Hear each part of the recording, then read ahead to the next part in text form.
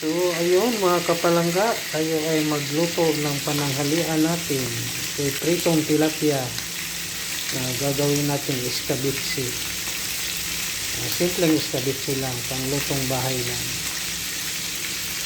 So, ayun guys, gabi namuglima tayo kasi hindi tayo maka-reply or maka-comment. So, may mga content creator tayong kinontak kung ano ang dapat gawin at hindi dapat gawin para hindi tayo ma-disable pero matanggal yung account natin.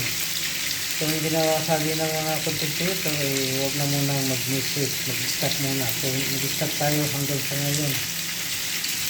So